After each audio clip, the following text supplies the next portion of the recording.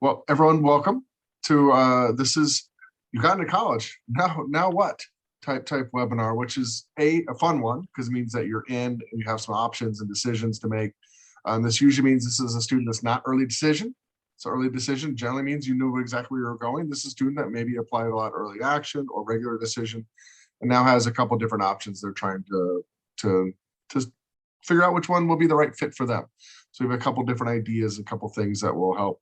I'm joined by my esteemed colleague, Brad Harris, who is one of our most fantastic counselors at ESM Prep. And so it's a lot of fun getting to do these webinars, interact with him a lot more than I normally get to on a day-to-day basis. So welcome, Brad. I'm happy I get to do this with you.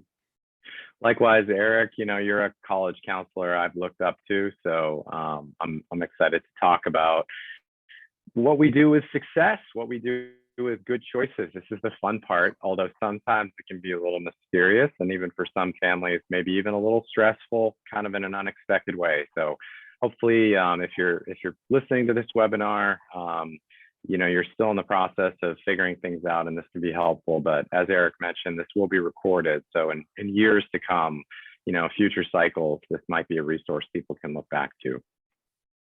Great. So just before we get started, participants might still be trickling in. If at any point during this conversation between us, you have a question and you want to use the raise your hand feature, please feel free. We'll also leave some time at the end just to see if there are any questions. And we'll also provide our contact information so you can reach out if something pops up. Any Q&A or chat would, I think there's a Q&A button that they could put in. If we happen to not get to it or we miss it, it'll be recorded and we'll be able to get back to anyone that does ask a question.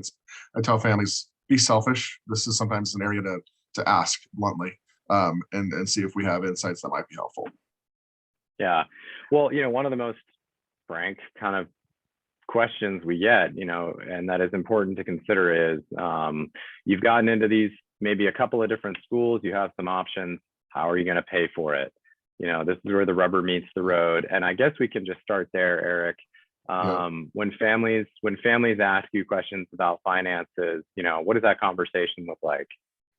Yeah, it's the most important piece of this college puzzle is how are you going to pay for it? I mean, college is expensive, but in the end, the first call I always tell families make is that financial aid office. They're so helpful, and they might know of options or work study, different things that maybe just aren't on their typical website to be able to see. They just help guide you.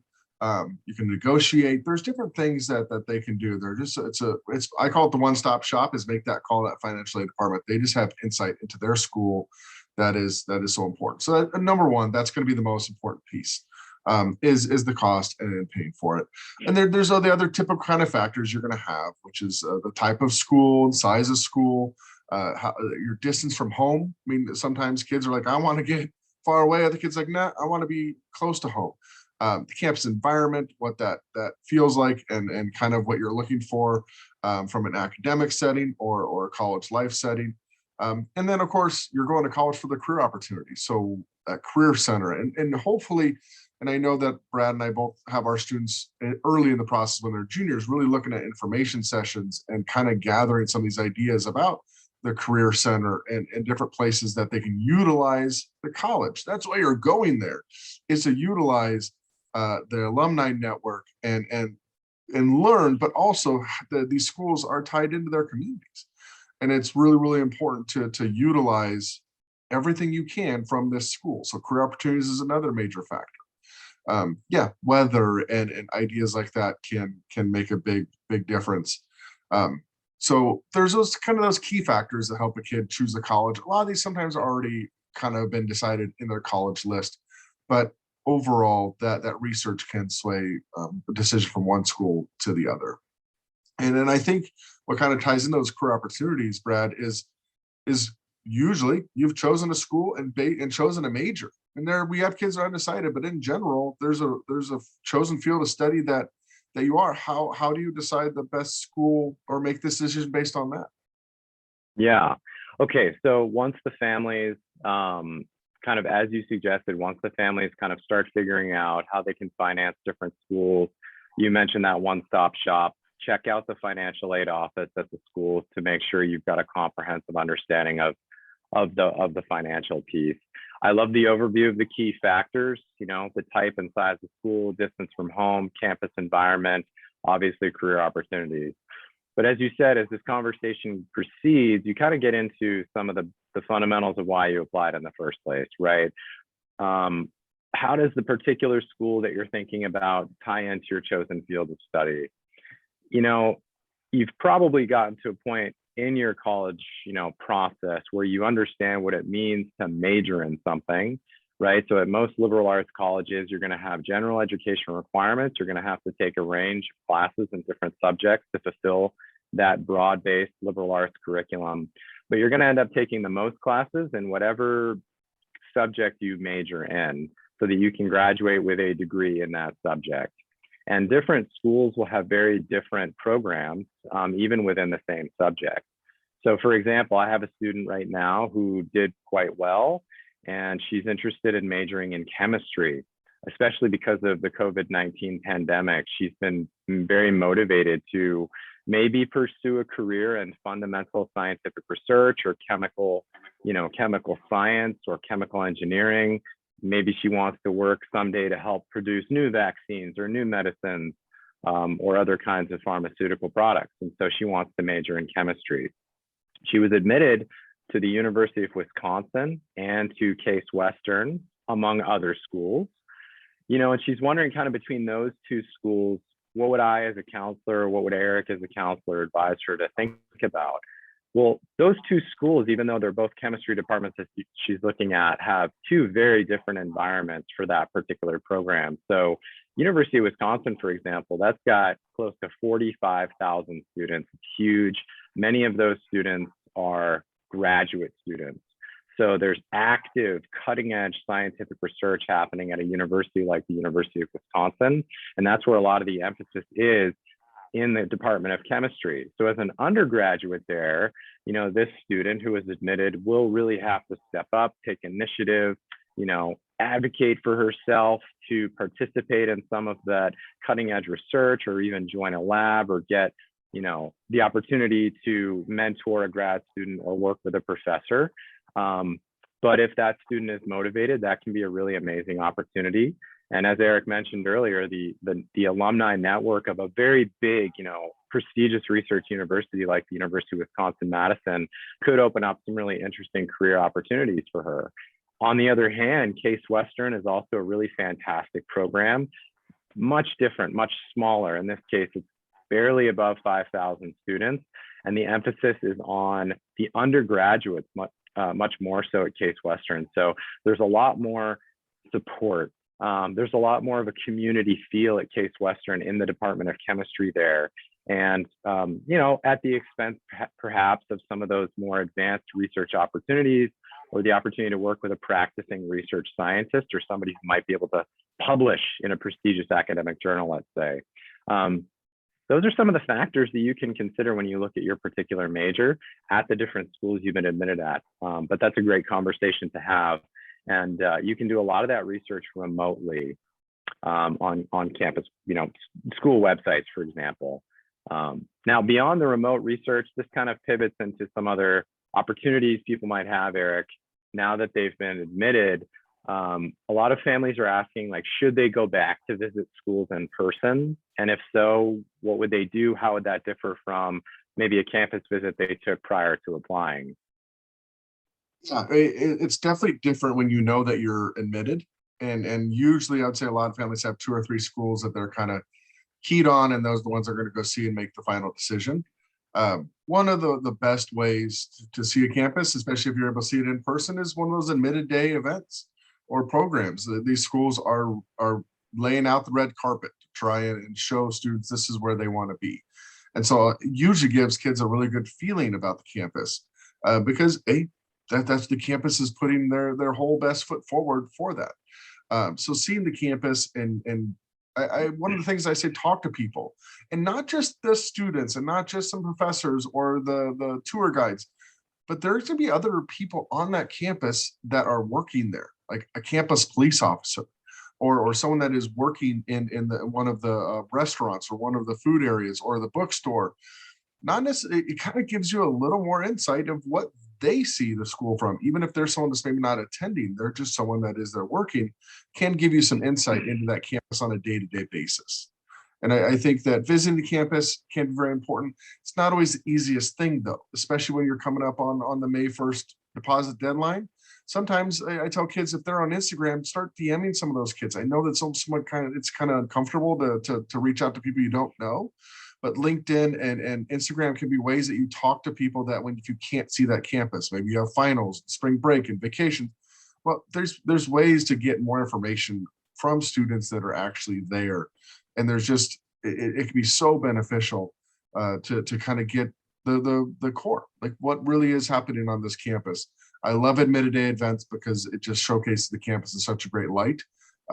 But sometimes that can kind of hide some of the maybe things that aren't as great about it. But overall, Hmm. talk to people on campus and don't just limit it to other tour guides and students and other families, but talk to people that are on that campus that work there. I think you can get some great insights about that campus.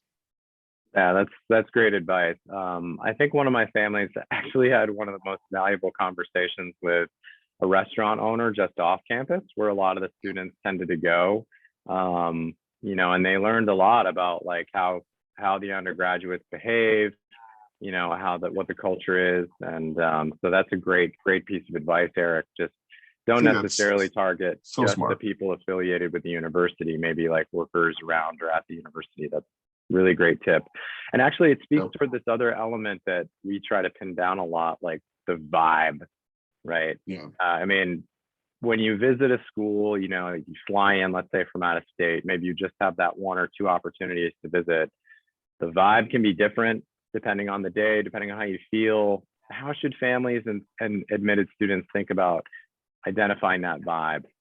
Yeah. This is, I think, the hardest piece to kind of internalize is the vibe you get is kind of that feeling inside. And I tell kids to focus on that more than some of the variable factors. I mean, that could be that, let's say you had a boring tour guide that kind of just made the campus feel kind of like that can be really difficult. Maybe the lecture that you got to see was just not very exciting. Maybe the food wasn't very good. Just the soup of the day happened to not be their best one. And so some of these are weather. It's pouring rain. It's not sunny out. So there's variable factors that can make a school feel like it's not a fit. And I think that's why we do so much research early on of really trying to narrow down schools when we apply that are a fit, because these factors sometimes are just variable. And it's the hardest piece. And that's why I talk about kids in their gut, the vibe, not necessarily the objective and variable factors, because those can change. It's a sunny day. You got to listen to a lecture that was just fascinating. The soup that day was good. But that you're just talking about a 1 to 4 hour visit. And to make that decision can be really, really difficult. So putting your choice in that one trip sometimes can be really difficult. That's why I think what you just said of getting off campus or close to it, and because you're not there at 10 o'clock at night on a Friday very often. So you're not seeing what that campus is like at night or at different aspects. You're usually on campus during the middle part of the day. And so you're getting the kind of typical academic environment, but not the environment that's around it.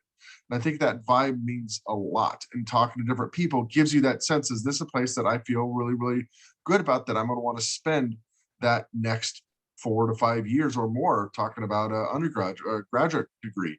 So it's one of those that I always caution families and kids, don't lean on those variable factors as your only way of deciding, because they can be so different.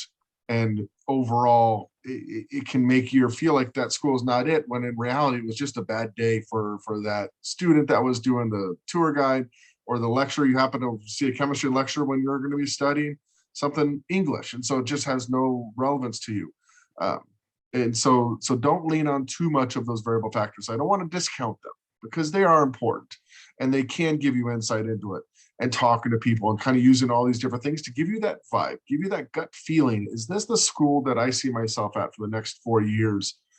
Because of all those things. I just feel like a lot of times it can happen in your gut. It doesn't always happen that way though. And I think it's not like a kid walks on the campus like I did San Diego State. And I knew within 2 steps of on that campus, this is where I wanted to be. It just was a hit me. I knew exactly right then. And I would say that a lot of kids have that, but some kids don't. And so you do have to kind of use these factors. But that's where when the more data points you have, the easier it will be to make your decision. Um, but I think Brad, you have something that's kind of ties in. We're kind of leaning on that career opportunities at the school, but you have a really interesting point that I think a lot of times when the kids are choosing a school, we don't always necessarily do a good job of kind of laying out this key point that I think really matters. Yeah. Well, yeah, I mean, we're so focused on getting accepted, right? And getting in. And then you have these options, and all of a sudden, okay, so what about 4 years from now when you graduate? What about 10 years from now when you're kind of, hitting your stride in your career? The question that we're kind of circling here is, where do you want to live, right? Where do you want to start to grow some roots? College is 4 years. And if you end up doing a fifth year or master's, it can be longer. Um, you know, a lot of the people that you go to school with are going to become some of your closest friends. You might meet a spouse, you might ultimately meet your spouse in college. I mean, there's an incredible number of new connections and new roots that you're going to forge in college. And everybody has an anecdote. I have some personal experience too. I mean, I grew up in Maine. I loved Maine. My whole family, everybody I knew was in Maine. And so I always thought, I'm definitely going to be in Maine for the rest of my life. I love it here. This is what I know. This is what I want to, have. But I went to school as an undergrad at Duke, and sure enough, I kind of ended up making a lot of friends in the South and North Carolina. I ended up getting a job after graduation in South Carolina, kind of regionally for a while. And then I got an opportunity to do my PhD at Stanford, and I moved out to California. And that was in 2008. I was there for 14 years. So it just really, life has a way of developing momentum, and that's great. That's what the adventure is all about. But just, you should think about that and be a little kind of respect that where you go to college will lend a certain momentum to your life that will, perhaps be a little unexpected unless you're mindful about it ahead of time. So think about, is the school that you're considering in a big city or near a big city? Do you like that city? Eric mentioned before, how far away from home is the school? Are you comfortable living that far away from home even after graduation? Or are you really going to miss your family? Sometimes there's nothing you can do about that because the only options you have are far away. That's okay too. Just be aware of the logistics there. A great way to think about how to get some more insight on this is to talk to the alumni network or look at the alumni network. There's some awesome research potential on a site like LinkedIn. So with a lot of the students Eric and I work with, we'll show them how to go on LinkedIn and research the particular university in question. You can look at the alumni of that university and see where they have ended up. Where did they get jobs? Are they in the same area? Did they move back? Are they spread out? Are they local? So it gives you a good sense of where the opportunities are after you graduate, where you might end up, living, and where the job prospects are. You can even reach out to those alumni and have some conversations with them about how the school empowered the next chapter of their life. So this is an important thing that I think sometimes gets lost in the anticipation of getting in. Once you're in, you should circle back and reconsider those logistics. I think it's just like you love your school. And I think that's what ends up happening. And oftentimes you might want to be close to it so you can still do those other events. You can be at the football games. You can stay connected with that campus. And so a lot of times is if kids are going to school in New York, but they really want to be in LA, well, that's going to be a much different environment. And so I think that alumni network and most people stay roughly pretty close to where their college is. I mean, we're two guys that we don't live near the colleges that we went to, but in the end, it's still a pretty good, I think a majority that end up staying pretty close to where they go to college. I thought that was a really interesting point. Yeah. Okay. So Eric, families are narrowing it down, and maybe they're ready to start making some final decisions after they've gone through this, thought process. what do they do? What are some final key points that they can take away from this? I mean, the one thing we'll say is one deposit. Sometimes it gets really hard for families to make that decision. They, well, I'll just deposit to both. The student, especially if it's Common App, has checked a box saying that they're going to put into one deposit to one institution. That means, because if you put in multiple, it means you're taking away a spot that school thinks you're going. It means that that's telling the school you're going.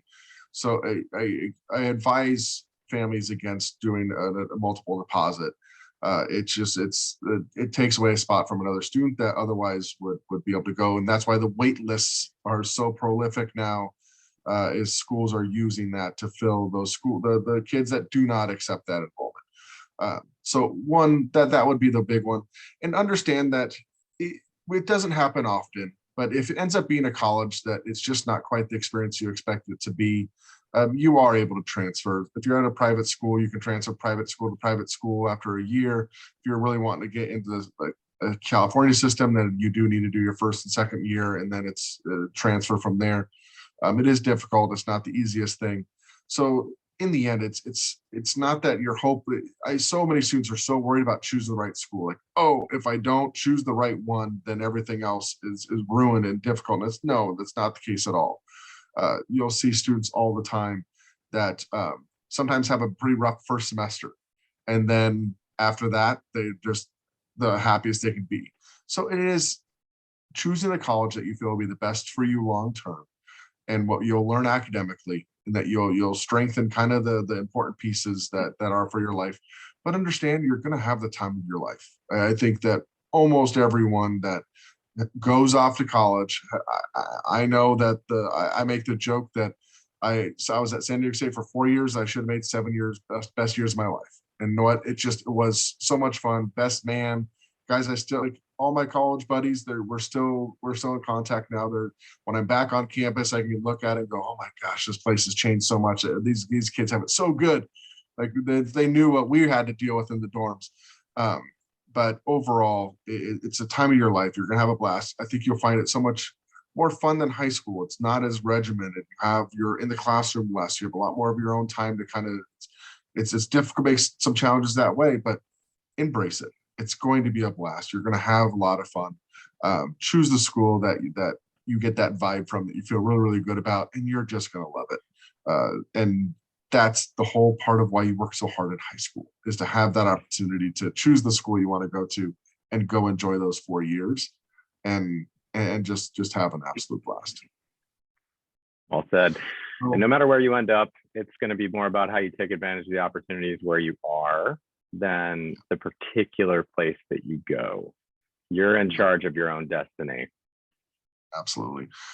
Well, that's all I got, Brad. Is there anything else that the families that are on here and those that we will be sending this out to? What's the best way to get a hold of us? Yeah, generally just head to esmprep.com, and all of our resources here at ESM are posted there. There's a ton more information, links to other webinars. So you'll find, ways to get in touch with anybody in our company there, and also a lot of other resources for other topics related to college counseling and academic mentorship and test prep and so forth. So again, that's esmprep.com. That's your one-stop shop to learn about what we do and what we can offer you. And if you have any particular questions, there are some people that are still here. Please feel free to send a chat, raise your hand, whatever works for you. We'll stick around for a few minutes and see if anybody has questions. But Eric, this has been fun. Thanks for having the conversation. Thank you, Brad. It's always a fun one, because it means our students are going to college, and that's the whole reason why we're here. So Exactly. It's kind of one of those fun moments of this process. So thank you, Brad. And overall, I think we are good. Yeah, no questions for now. So if anything pops up, reach out to us at esmprep.com. Thanks a lot, Eric. Have a good afternoon. Thanks, Brad. You too. Bye. Bye.